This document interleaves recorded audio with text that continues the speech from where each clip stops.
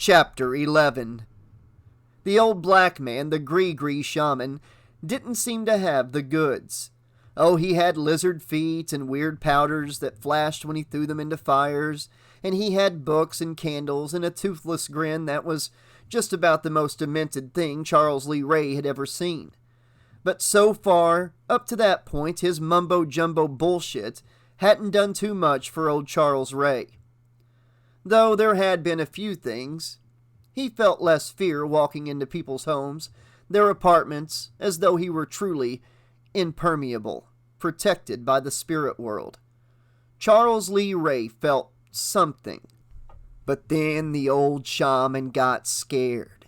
He acted scared as if I were gonna take his precious religion and maybe do something real bad with it. Damn right I was. And cutting the heads off chickens and sacrificing neighborhood cats wasn't gonna get me where I wanted to go. Damballa would want more, if there was a Damballa. The old man didn't know anything about the sacrifice. He didn't have to. By the time I had the ceremony down, I'm just gonna change the offering. That's what I thought. I remembered smiling at that. That's all. And I asked for one thing. To see for a second this Damballa. To know whether he, she, it was real. Or am I wasting my time with this Gree? The old shaman didn't have to know. That was a line he obviously didn't want to cross. I remembered. I caught the bitch in the apartment building after chasing her through the storage room under the exposed pipes. She had screamed, but there'd been no one to hear. I hurried. I remembered that I hurried. No telling who might come along, I had thought. Someone might stumble along and discover me and screw the whole thing up. I tied the woman up and gagged her. She'd been pretty, but that had not been my concern. That hadn't been a focal point. I used the old holy man's knife, just the added touch, thinking I'll return it later. The woman had been gagged. She had barely made a sound, but she sure had tried to scream when she saw my knife, glistening, even here, even in the gloom of the basement. She kicked at the ropes, holding her fast, so frantic. I couldn't believe how exciting it was. How wonderful. How... The boy moved under his doll hand, impatient for the game to begin. His reminiscing was interrupted. The wind howled, animal-like, right outside. The window rattled. The light vanished so thoroughly that it grew hard to see in the hall. The clouds were that dark. The boy moved, still smiling, still oblivious of what was going on here. Isn't innocence grand? Ah, day do Damballa, give me the power, I beg of you. The wind whistled shrilly.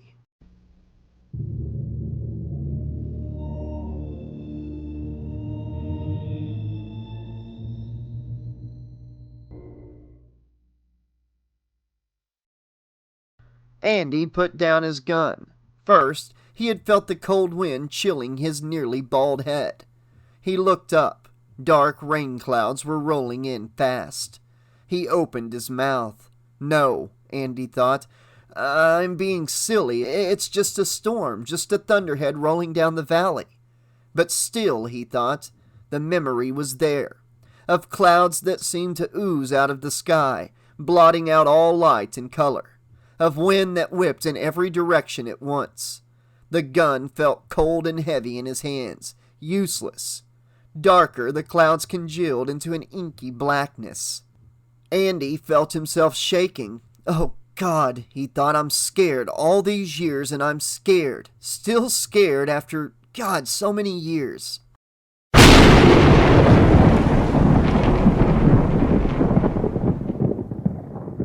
Chucky felt the surge of power, the wonderful presence of Damballa, here with him now, ready to make the miracle happen. To get me out of this damn doll's body, as if I hadn't been patient. He saw the boy looking out the window at the clouds. He probably finds them scary. You think that's scary, kid? I can show you scary. Maybe you would like to hear what happened to me when I first saw it. When I first saw Damballa. First and only time. And believe me, once is enough. Chucky continued chanting and closed his eyes. And even now, I see him. The girl had kicked at the ropes, a heartwarming sight for Charles Lee Ray. All tied up and no place to go. And I had taken my time bringing the knife up to her, because the Gree book said that fear was the key, the wild-eyed look of terror. That was the grease that made the engine run. Besides, it was fun. I brought the knife to her neck. I muttered the words, the call to Damballa for a personal consultation. And deep down, I hadn't believed that anything would happen. I'd been about to chuck the whole routine as so much bullshit, so much Caribbean hoo-ha. I touched the girl's neck with the knife. It was like drawing with the fine point red pen. I traced a line from ear to ear, as prescribed, letting the old vital juices flow, and then down to cover her body with the powerful symbols. The building started to shake. It had seemed then to Charles Lee Ray that the whole building vibrated. He'd stood up and dropped the knife. It's an earthquake in Chicago, he had thought. He didn't know they had earthquakes in Chicago. The lights, 150-watt bulbs running along the ceiling, had started to fade, slowly, as if they'd been attached to a romantic dimmer. Time for a cozy tete-a-tete. The blood had started to spread onto the floor, touching Charles Lee Ray's feet. Then a black cloud had formed in the basement. Looks like rain. Earthquakes and now an indoor storm. Now ain't that something? Then there had been something in the cloud. It had a shape, but it had been difficult to make out that shape because an arm-like thing had came out with 3 curved fingers, and then another, and another, until the room had been filled with them, and the smell. Charles Lee Ray remembered opening his mouth, gulping at the air. He would have to be crazy to use his nostrils. A body, gray like the clouds, wet, covered with some slick, oily liquid. It lives in some pool, a pool of the goddamned at the end of the universe. Damballa, the soul catcher, the eater of spirits. A head had emerged, a soup bowl of eyes with an opening, a mouth filled with green-gray tongues licking at the fetid air of the basement, savoring it. At that point, I remembered falling down onto the red pool. I hadn't even noticed what I'd fallen into. "Okay," I had said. "I'm okay. I can deal with this. After all, I called it, didn't I? I summoned the damn thing, and now it's here." And then a fistful of the eyes had fixed me, and had spoken to me directly, briefly but directly, without a sound, without words, telling me that this day starts a new beginning. From that day forward, I had a master, someone to serve. My life had a goal, a purpose, and that is wonderful. To drive home the point, Damballa had let me feel the beauty, the magnificence of being on mighty Damballa's good side. Then quickly a lightning bolt from the black cloud, he made me feel its opposite. I had curled up howling, cursing, slipping in the red pool of my sacrifice. I felt the arms move beside me, doing something. But I'd closed my eyes, alone now and terrified. Point made, Damballa, and he had disappeared. The cloud had disappeared. The earthquake ended. The row of naked light bulbs had flickered back to their full brightness. And I looked up, kneeling in the red pool. But there was no body. The body of the girl. My sacrifice was gone. Damballa had taken his cut and then split. I stood up, with the smell, the taste of the creature, still feeling my senses, and I would never lose it completely. Like now, though Damballa won't appear, though this isn't a call to him, just your basic switching of bodies, I can feel his presence, his approval. Tyler's face didn't look so happy anymore. "What do those words mean?" the boy said. Chucky continued to chant. I have to hurry, Chucky thought. The boy tried to sit up, but Chucky kept pressing him down with his hand. Pressing, and then Chucky heard footsteps moving down the hall.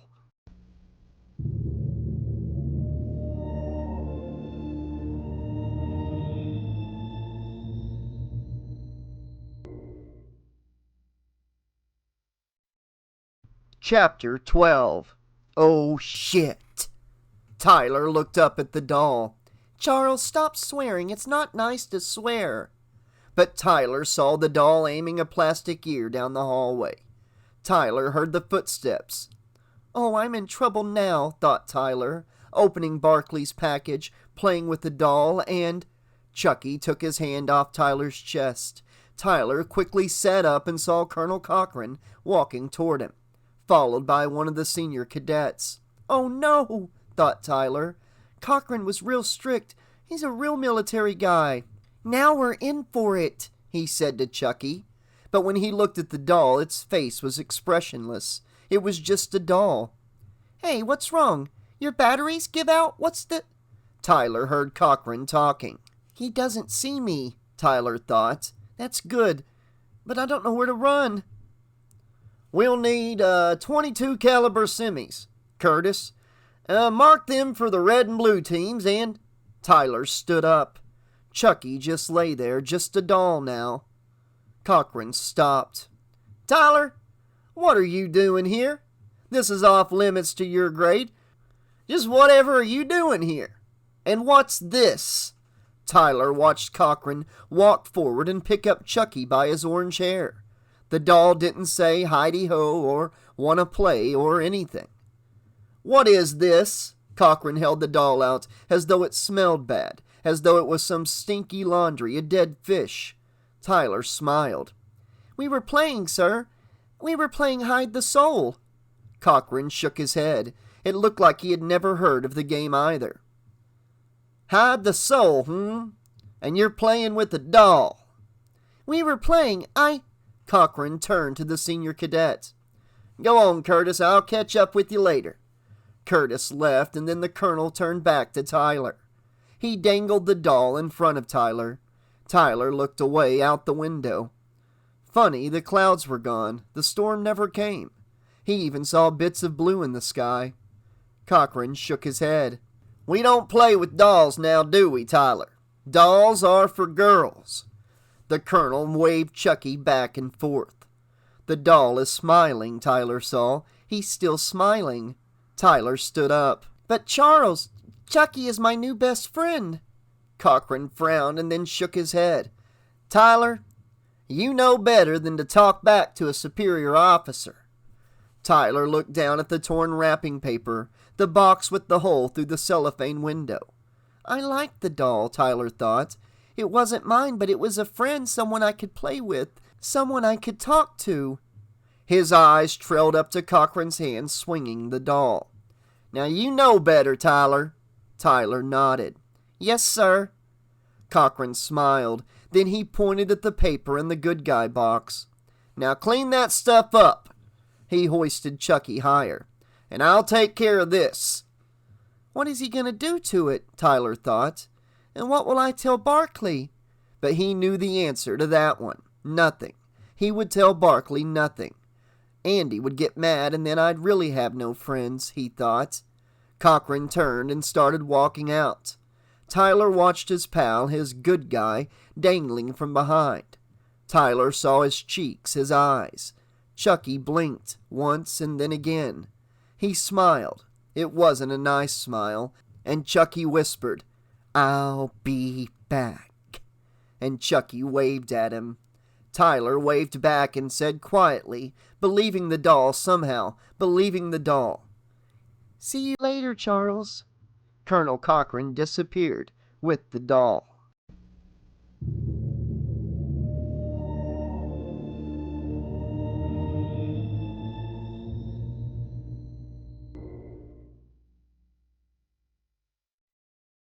Andy tried to twirl his gun like the other cadets, but it was no go. You don't jump into this stuff and just pick it up, he thought. Everyone was following Shelton's barked orders so smoothly, turning left, turning right, swinging their .22 smoothly one way and the other. Everyone looked real sharp, he thought. Everyone but me. Left, hut! Shelton barked. Andy was a beat behind the rest of the cadets. Right, hut! Present arms! It was gun swinging time, and Andy tried to flick his gun to the right smoothly the way everyone else did. It nearly slipped away. Andy saw Da Silva down the line, moving as though she could lead the squad. Left, hut! When Andy looked forward, he saw Shelton watching him, a disgusted look on his face. Andy flipped his gun back left, and this time it went flying out of his hands and landed on the muddy grass. He started to crouch down to get it. He heard Snickers and Whitehurst whisper, Nice move, Barkley. I'm trying, damn it. But then Shelton was there in his face, screaming, Company, halt! Andy tried to look ahead, putting on his best what-me-worry expression with the glazed look of unconcern. Why did the bus stop, sir? He thought. Shelton bent down and picked up Andy's rifle, all muddy now. He looked at the gun and then up at Andy. It's not a baton, Barkley. You look like a goddamn majorette out there. The other cadets rewarded Shelton's wit with some giggles. But Shelton didn't smile. Shelton shook his head, looking at the muddy gun, and then he flung it at Andy. Andy barely got his hands up to stop the weapon before it smashed into his midsection. Now Shelton laughed. What's the matter, Barkley? You act as if you're afraid of it. Shelton came closer. You're not afraid of your weapon, are you, Barkley? A soldier's rifle is his best... He pushed the rifle at Andy. Friend! Shelton nodded. He took a breath. Remember that. Andy nodded. But this isn't a gun. Shelton looked pissed.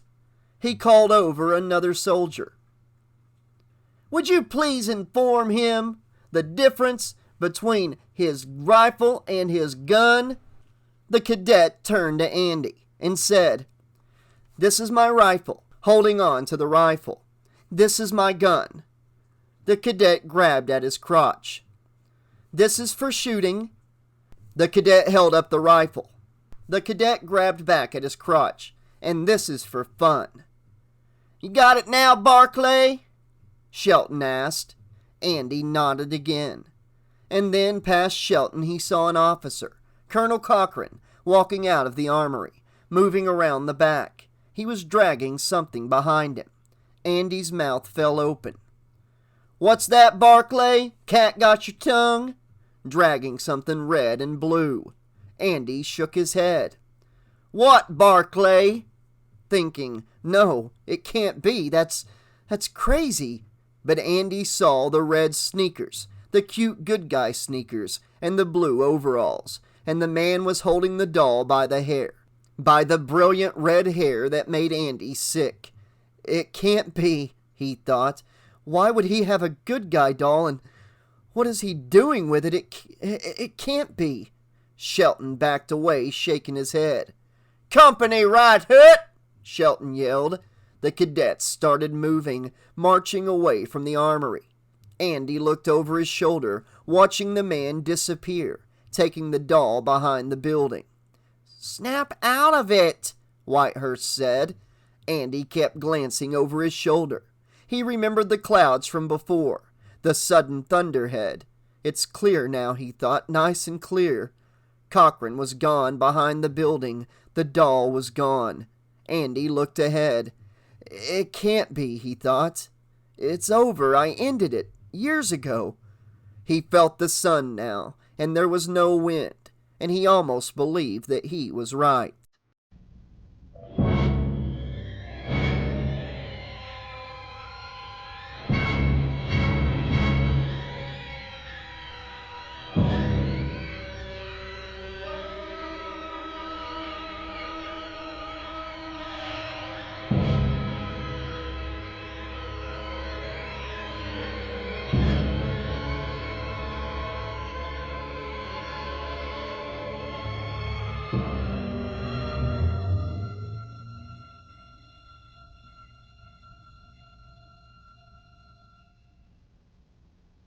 Chapter 13. Well, if it isn't Patton himself. Yeah, thought Fast Al, looking at the pretend officer walking toward the garbage cans. What we got here is a regular 3-star Boy Scout leader. Al jiggled a can of garbage into the back of his garbage truck. The dumpster was full, and there were cans around it, all of them full. The slop from the kitchen smelled disgusting. Never catch me sending my kids here, all that stupid marching and playing with guns. Al spit into the open maw of the back of the truck, into the nut crusher as he called it. He watched the toy soldier walk up to one of the full cans. He won't even look at me, Al thought. Just wait. The guy's carrying something to throw away, and he won't even take the time to look at me. Al stood there watching him. Go ahead, buddy. Pretend you don't see me. Go ahead. He watched the man push something into an already full can. Hey, genius, can't you see the can's full? Then Al saw what he pushed into the can. It was a doll. Aw, something the matter with your whittle dolly? Or did you steal it from one of the brats who goes to this concentration camp? The man turned from the garbage can, probably holding his breath, Al thought. The officer walked away back to the front of the building. Al shook his head as he snatched up another garbage can. A great white pile of what looked like mashed potatoes sat on top of that can. Al took a big snort of air. It had looked like rain before, like a real nasty thunderhead was rolling in, but hey, it was gone now. Things looked good now. He didn't like working in the rain anyhow. He tossed the can of kitchen scraps into the back of his truck, getting it nice and full before making the nut crusher bite down. He snatched another can, dumped it, and the garbage was up to the lip at the back. Okay, Al said. It's chow time. He reached up for the lever and pulled it down. The engine whined and a big metal flap started pressing down on the garbage, pushing it down and into the truck. Al heard the snaps and pops of crushing cans and plastic surrounded by a constant gushy sound. Damn, it was a powerful sound. Then he moved the lever up and the metal flap quickly slid back up, awaiting another pile of garbage. Okay, Al said to himself. It didn't concern him that he talked to himself. Not at all. After all, who else was there to talk to? He shook his head and laughed. Nobody, that's who. He grabbed 2 more cans and dumped them in. He threw the empty cans onto the ground and they rolled away. He liked the idea of the toy soldiers bending down and picking up the scummy cans. Al grabbed the can with the doll. It was jabbed head first into the can. Used to be he'd bring something like that home for his kids. Used to be. But they were older now. They liked other things. Things Al didn't want to know about. He watched the doll with red and blue coveralls tumble into the dumpster. He saw the doll's hair, a big ripe mop of red hair. Weird-looking doll, Al laughed. Never lose it in a crowd, though, no sirree. He tossed the empty can away and pulled the lever down. Gotta back the truck up now, he thought. Pick up the dumpster. Then I'm out of here. Hi-ho, Silver, and I'm on to my next stop. And Fast Al, one of the quickest trash handlers in Cook County, walked to the front of his truck, the compactor whining behind him, when he heard a voice. Help me! Help!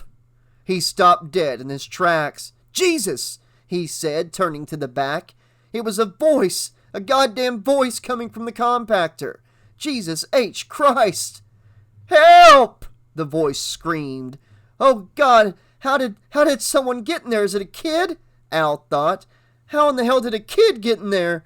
He threw the lever, just as it started to press against the garbage. Al waited, praying, please let the voice still be there. He looked at the garbage, just starting to be pressed together. There's a kid in here. I think it's a kid. Help me! I'm stuck! Okay. Where are you at? I hear you. You're okay. Now what I'm gonna do is I'm gonna throw the lever the other way, open up the compactor, get you right out, okay? You got it? Help me!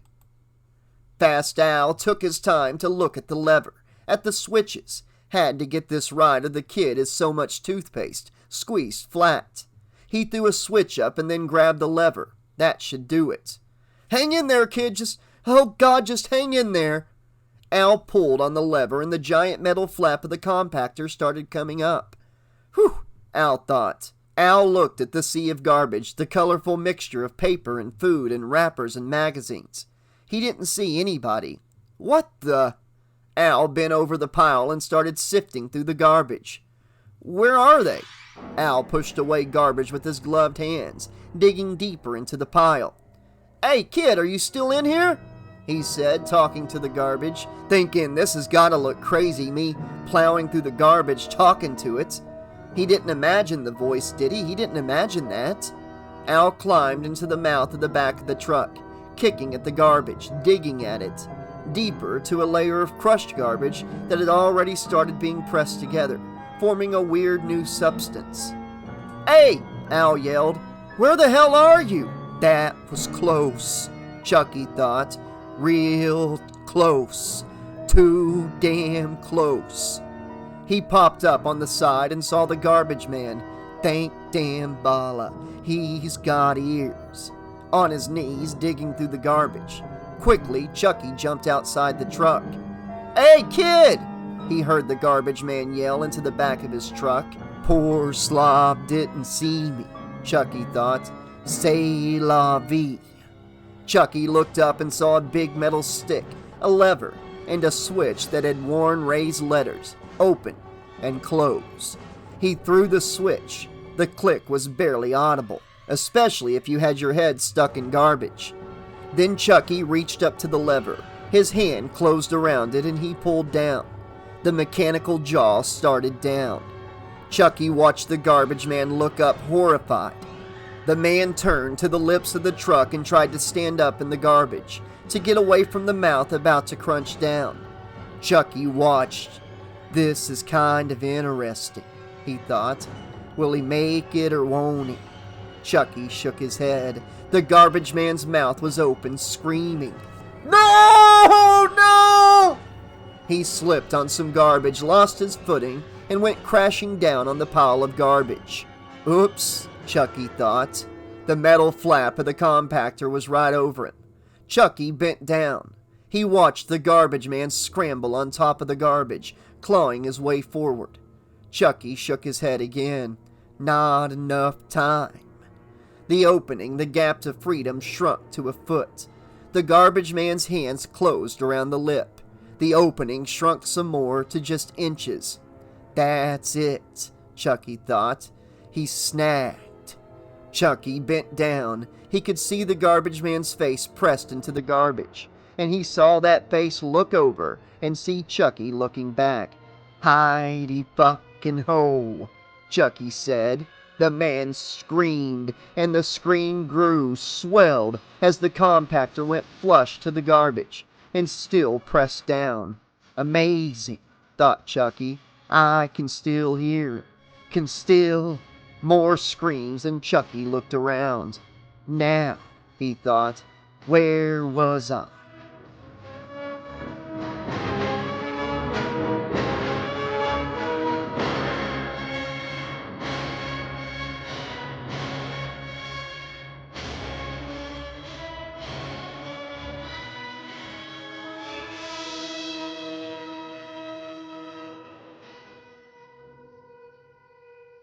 Coming off the firing range, Ellis made Andy's squad jog around the armory. Well, thought Andy, if nothing else, I'll be in great shape by the time I'm out of here. And that was something he had best work on, getting out of here, and soon. They jogged to the back of the armory, and Andy heard the whine of a garbage truck. And then, screaming. Muffled, horribly muffled, but someone was screaming.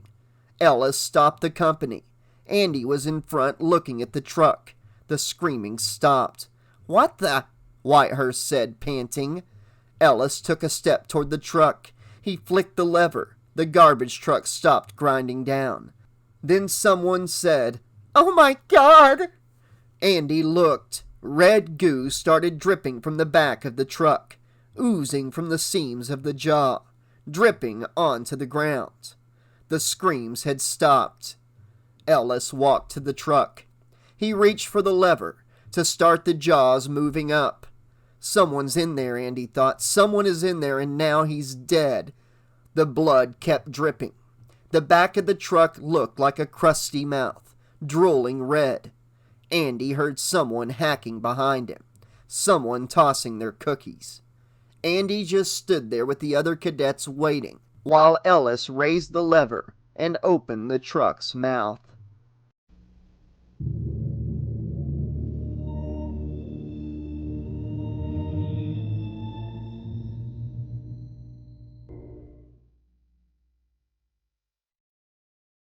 Alright, this has been chapters 11, 12, and 13 from Child's Play 3, the novelization by Matthew J. Costello.